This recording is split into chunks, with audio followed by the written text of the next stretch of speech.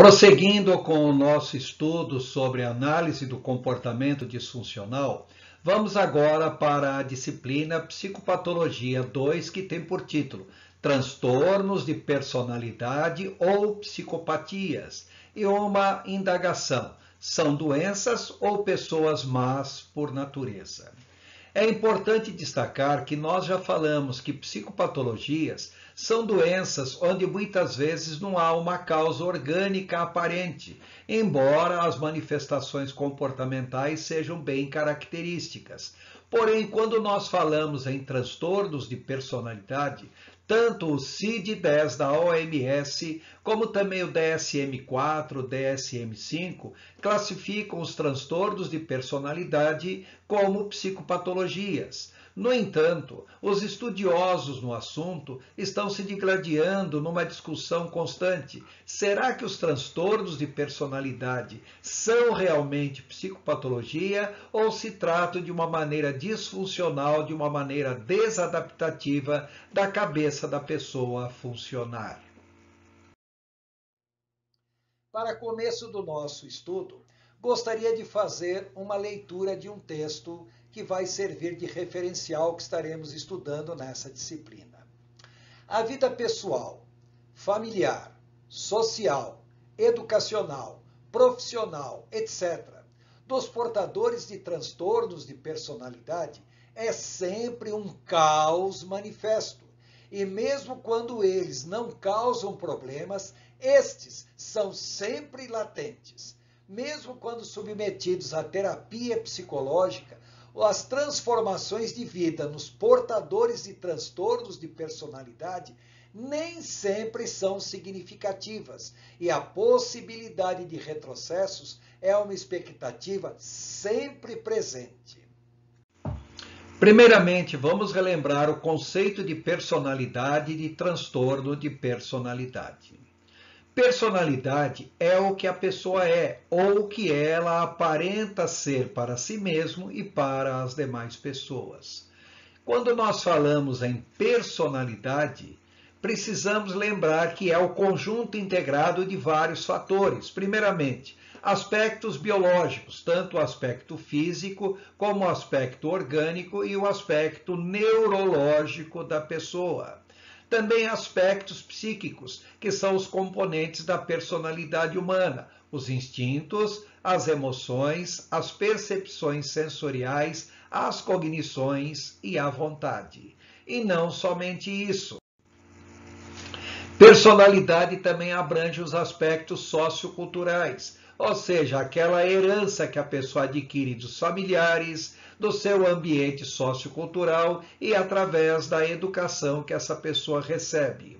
Também personalidade abrange os aspectos espirituais, que abrange crenças e valores, e também os aspectos comportamentais, tanto aqueles que são manifestos, facilmente visíveis, e aqueles que são latentes, não são facilmente visíveis e nem sempre estão manifestos. Muitas vezes eles podem permanecer em estado latente por muitos e muitos anos.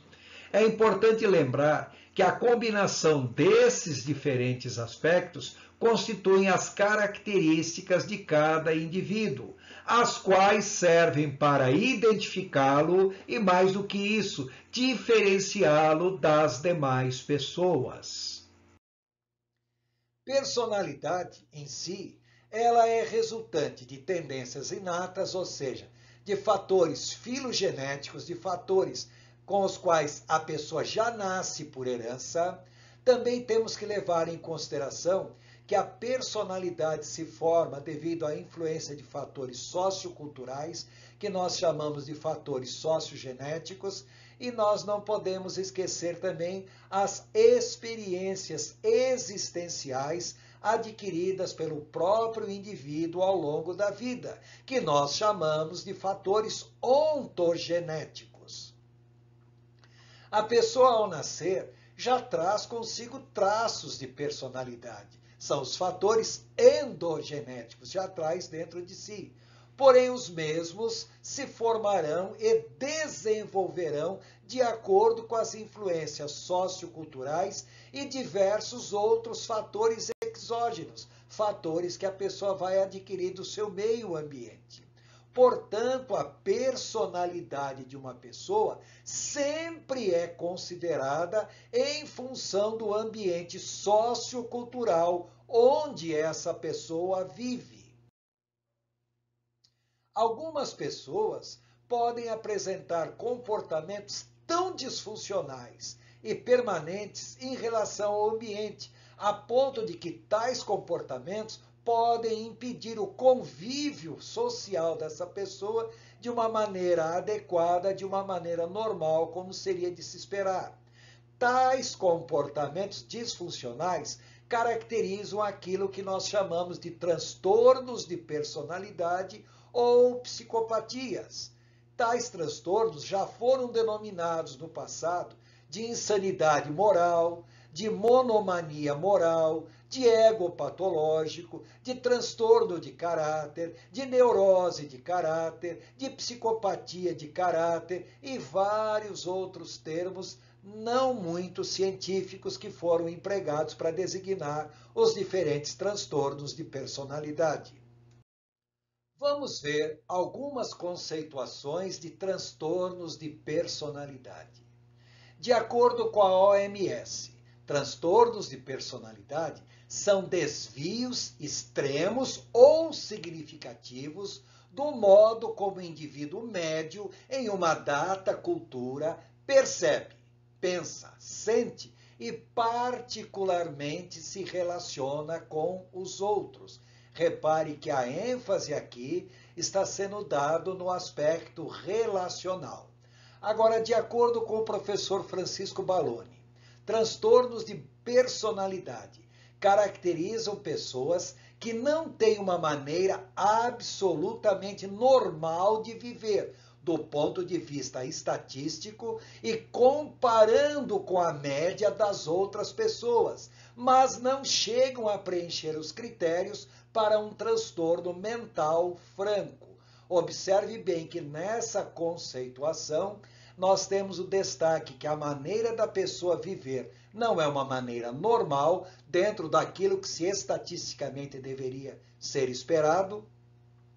E observe também que, de acordo com o professor Balloni, esses tipos de transtornos não chegam a caracterizar o que nós diríamos um transtorno mental, ou seja, uma doença, uma psicopatologia propriamente dita. De acordo com o professor Rezende, transtornos de personalidade são a disposição inata pela qual a maneira de reagir do indivíduo se manifesta provocando dificuldades e conflito com os demais, levando a se mostrar parcial ou totalmente desadaptado. Em outras palavras, as pessoas vivem uma vida onde o seu aspecto relacional não é a melhor maneira possível. Então, diante do exposto nas citações anteriores, pode-se questionar: os transtornos de personalidade são psicopatologias ou maneiras diferentes de funcionamento do psiquismo das pessoas? O conceito mais aceito é que, de fato, seriam maneiras diferentes do funcionamento psíquico das pessoas, apesar de que os mesmos são colocados dentro de classificação como psicopatologias, tanto pelo CID-10 como pelo DSM-4 e DSM-5.